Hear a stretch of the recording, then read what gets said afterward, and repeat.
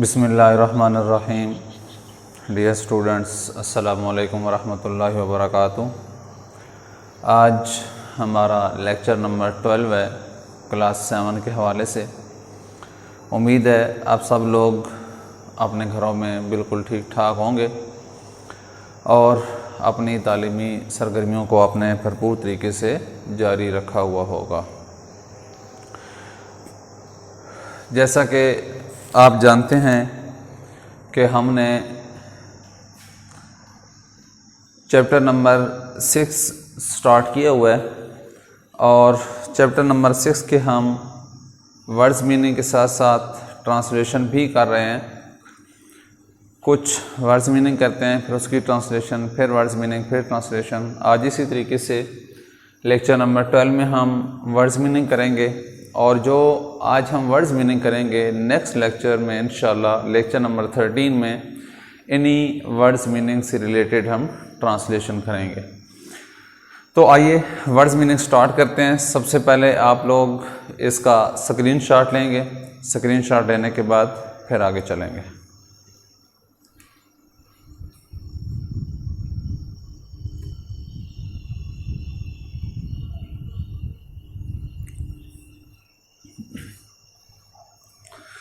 जी, तो student screenshot आपने उम्मीद है ले लिया होगा।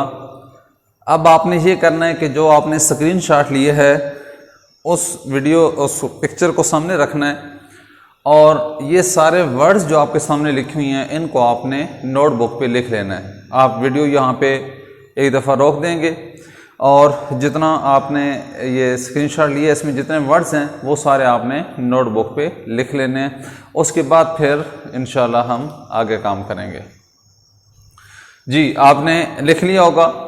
अब क्या करेंगे कि मैं स्पेलिंग बोलता जाऊंगा। आपने क्योंकि पहले ये वर्ड्स लिखी हुई हैं दोबारा लिखने की ज़रूरत नहीं होगी आपको। आपने इनको साथ साथ मैच करते जाना है। कोई स्पेलिंग मिस्टेक है उसको ठीक करते जाएं और मीनिंग साथ साथ आप लिखते जाएं। पहला लफ्ज़ है स्टैंपिंग। स्टैंपिंग का लफ्ज़ स्टैंप से निकला है, मोहर लगाना। अब यहाँ पे स्टैंपिंग का मतलब होगा पाँव को ज़ोर से ज़मीन पर मारना। ठीक है, क्योंकि स्टैंप जो होती है उसको ज़ोर से मारा जाता है।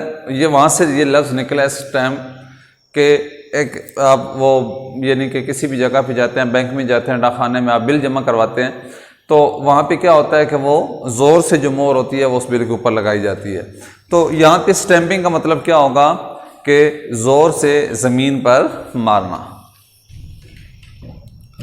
स्टैंपिंग, ज़ोर से ज़मीन पर पाँव मारना। ये आप लिख लेंगे। नेक्स्ट वर्ड है स्टैंपिंग। स्पेलिंग हमारे पास है STAMPING, स्टैंपिंग। नेक्स्ट वर्ड है हमारे पास सैडन। SADDENED,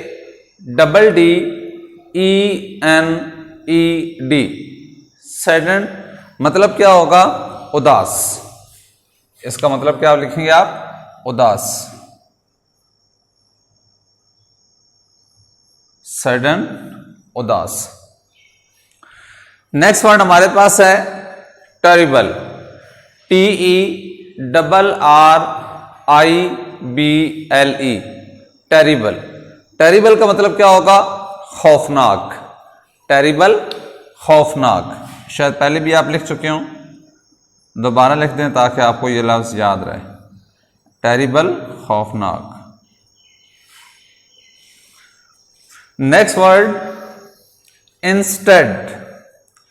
INSTEAD, इंस्टेड, की बजाय। इंस्टेड, की बजाय। ये लफ्ज़ जब आप यूज़ करेंगे तो वहाँ पे इसका मीनिंग आपको मज़ीद वाज़ेह हो जाएगा। इंस्टेड मीन की बजाय। नेक्स्ट वर्ड है स्टैचू। STATUE, स्टैचू कहा जाता है मुजस्मे को। बहुत आप बेहतर तरीके से समझ सकते हैं क्या चीज़ है। तो इसका मीनिंग आप लिखेंगे मुजस्मा। स्टेचू मुजस्मा, स्टेचू मुजस्मा, इस तरीके से आप लिख लेंगे, स्टेचू मुजस्मा। नेक्स्ट वर्ड है डिस्पेयर। डिस्पेयर का मतलब क्या होता है? ये नाउन के तौर पर भी यूज होता है और वर्ब के तौर पर भी। डिस्पेयर, DESPAIR, डिस्पेयर दो मानों में है, वर्ब भी है और नाउन भी है। अगर नाउन होगा तो इसका मतलब होगा मायूसी। अगर नाउन के तौर पर यूज किया गया है तो डिस्पेयर का मतलब मायूसी, और अगर वर्ब के तौर पर यूज किया गया है तो इसका मतलब होगा मायूस होना। ठीक है, आप दोनों यहां पे लिख लेंगे, डिस्पेयर मायूसी, ये नाउन हो गया, और अगर वर्ब के तौर पर लिखेंगे तो क्या होगा? मायूस होना। दोनों मीनिंग है। नेक्स्ट वर्ड हमारे पास ग्रीफ, GRIEF। ग्रीफ का मतलब क्या होगा? गम। ग्रीफ गम, अफसोस, दुख।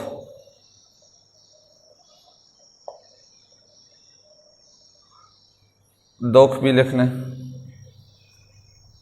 अफसोस, कोई भी आप इसका मतलब इस तरह का लिख सकते हैं।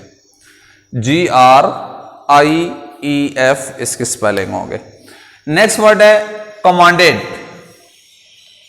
COMMAND।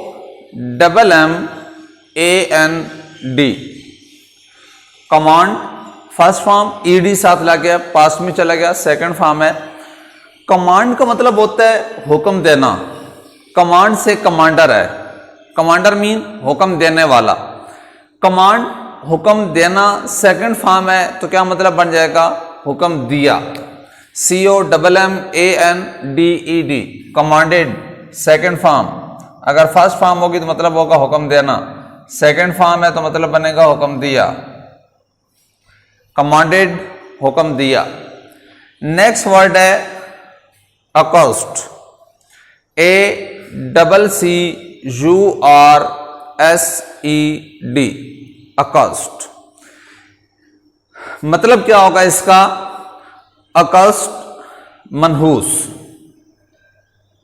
ये कर्स से लफ्ज निकला है, कर्स नहूसत, आगे आपका ये लफ्ज आ रहा है कर्स, उसी से है अकॉस्ट मनहूस। ACCURSED, ACCURSED, अकॉस्ट मीन मनहूस, अकॉस्ट मनहूस। स्पेलिंग साथ साथ आप लोग मैच करते जाएंगे। नेक्स्ट वर्ड है clasping, CLASPING, clasping. Clasping mean जकड़ते हुए, जकड़ लेना, पकड़ लेना। क्लैस्पिंग, जकड़ते हुए, इस तरीके से आप लिख लेंगे, क्लैस्पिंग, जकड़ते हुए।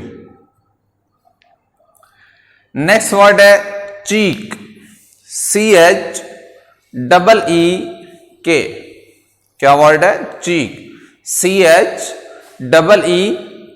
चीक कहते हैं रुखसार को, गाल, रुखसार। चीक, रुखसार।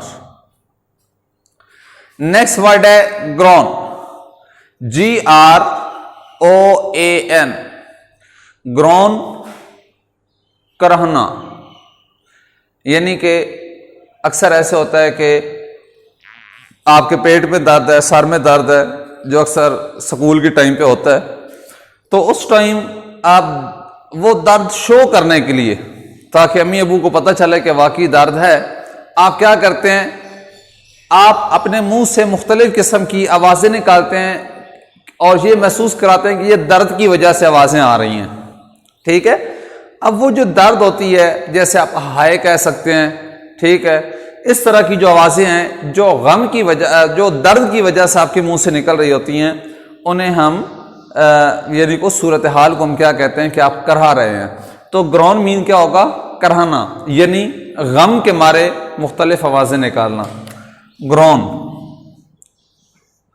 कराना, दर्द की वजह से, गम की वजह से मुख्तलिफ जो आवाज़ें निकाली जाती हैं उनको कराना कहते हैं। ग्रॉन कराना। नेक्स्ट वर्ड है एंगिश, ANGUISH, एंगिश। इसका मतलब भी आप लिखेंगे गम। एंगिश का मतलब भी क्या होगा? गम।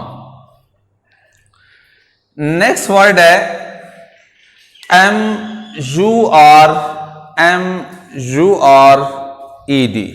मर्मर्ड। इसका मतलब धीमे लहजे में कोई बात करना, आहिस्ता आवाज में बोलना, धीमे लहजे में बोलना, ठीक है। MURED, इसका मीनिंग आप क्या लिखेंगे? धीमे लहजे में बोलना। वैसे इसका जो मतलब होता है वो गुनगुनाहट होता है। असल जो इसका मतलब है गुनगुनाहट, यानी कि आहिस्ता आवाज में गाना गाना, गुनगुनाना, ठीक है। आप यानी कि खुशगवार मूड में होते हैं, आपका मूड अच्छा है तो आप क्या करते हैं? मौसम अच्छा है, मूड अच्छा है, तो उसकी मुनासबत से आप बाज़ दफ़ा कोई भी गाना जो आपके ज़हन में आता है वो आप गाना शुरू कर देते हैं। लेकिन ऐसा नहीं गाते कि पूरा मोहल्ला सुन रहा होता है, बल्कि वो आप आहिस्ता आहिस्ता हल्की आवाज़ में, धीमे लहजे में आप वो गाना गा रहे होते हैं। तो असल में मरमर्ड का मतलब होता है गुनगुनाहट, यानी कि धीमे लहजे में गाना गाना। लेकिन अब यहाँ पे जो लफ्ज़ जिस सेंस में यूज़ किया गया है वहाँ पे गाना गाने की बात नहीं हो रही, बल्कि वैसे एक बात की जा रही है। तो यहाँ पे आप इसका मतलब लिखेंगे धीमे लहजे में बात करना। मरमर्ड, धीमे लहजे में बात करना। मरमर्ड, धीमे लहजे में बोलना, धीमे लहजे में बात करना। गुनगुनाहट वैसे इसका असल मतलब है, वो भी आपको पता होना चाहिए। नेक्स्ट वर्ड है हमारे पास मॉकिंग, MOCKING। मॉकिंग का मतलब होता है मजाक। मॉकिंग, मजाक।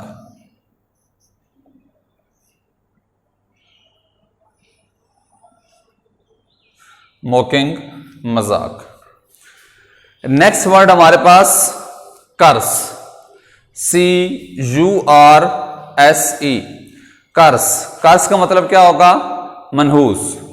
कर्स, मनहूस। जैसे यहां पे मैंने आपको बताया था ना, कर्स नहूसत। अकस लफ्ज़ बताया था कि ये कर्स से निकला है। कर्स जो होती है वो नहूसत है, वैसे इसका मतलब लानत भी होता है, ठीक है। तो यहाँ पे एक वो पढ़ते हैं कि ग्रीड इज कर्स, लालच बुरी बला है। अब ये वही वाला कर्स है। यहाँ पे वहाँ पे कर्स का मतलब बुरी बला के मानों में लिया गया है। यहाँ पे कर्स का मतलब जो है वो हम नहूसत लेंगे, और किसी जगह पे कर्स का मतलब आप लानत भी लेते होते हैं, लेकिन यहाँ पे वो लफ्ज़ लानत इस्तेमाल नहीं होगा। यहाँ पे कर्स का मतलब नहूसत। और इसी तरीके से कर्स जो होता है उसे मनहूस भी कहते हैं, ठीक है, और मलऊन भी कहते हैं। जिस पे लानत की जाती है उसको अकस्त कहते हैं, मलऊन कहा जाता है। लेकिन चूंकि यहाँ पे नहूसत का जिक्र है तो कर्स नहूसत होगी और अकस्त क्या होगा? मनहूस होगा। कर्स, नहूसत, या लिख लेंगे साथ, कर्स मीन नहूसत। नेक्स्ट वर्ड है इम्प्लोर्ड, IMPLORED, इम्प्लोर्ड।